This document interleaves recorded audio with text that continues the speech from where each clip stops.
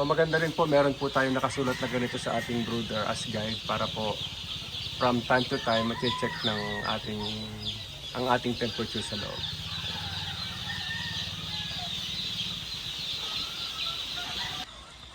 So good morning po mga ka-excellence and kasalto. For today po, we will share with you yung aming temperature handling po sa aming brooder, especially po sa aming mga day olds.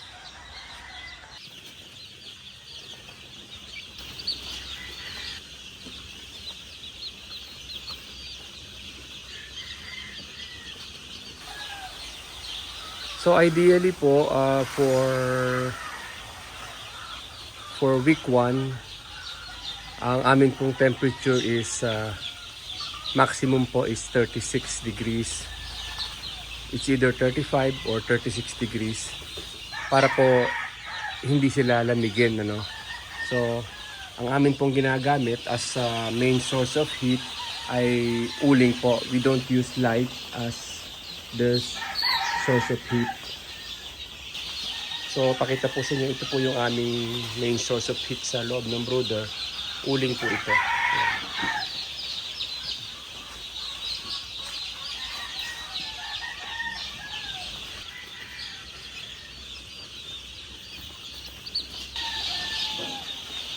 So as you can see, meron po kaming thermometer. So it's around 35 to 36 usually sa loob po ng brooder. And yung brooder po namin is balot po yun ng plastic na ganito.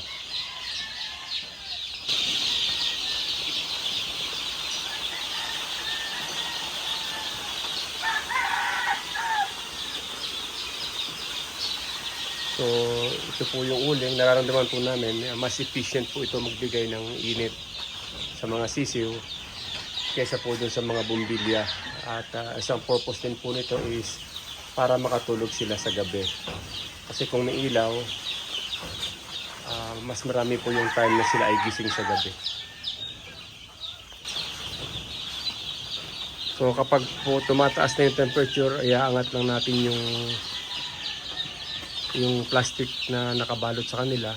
Adjustable po yan para ma-adjust din yung temperature sa loob.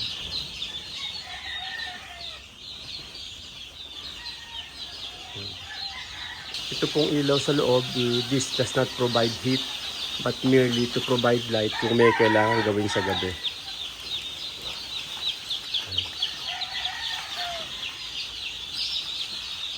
And then additional feature po ng brooder is pag inopen po yan, meron silang mini range sa labas.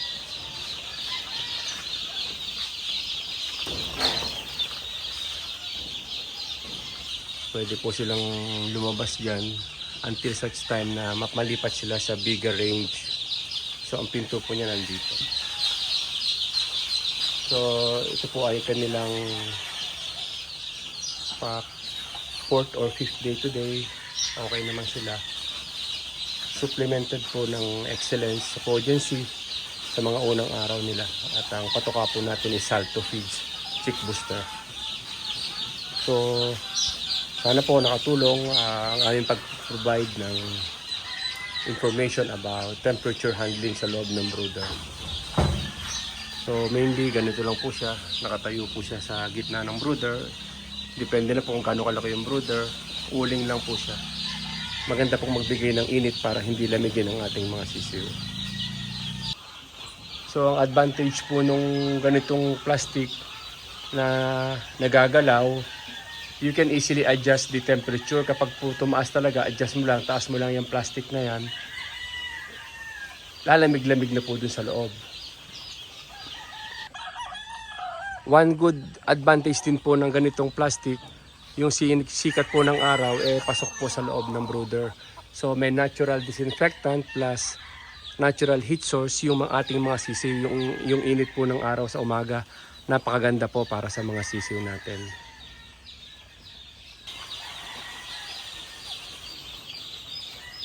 So maraming pong salamat for taking time to watch this video, at sana po nakatulong po at nakapagbigay sa inyo ng kahit konting idea dun po sa temperature handling sa loob po ng ating brooder.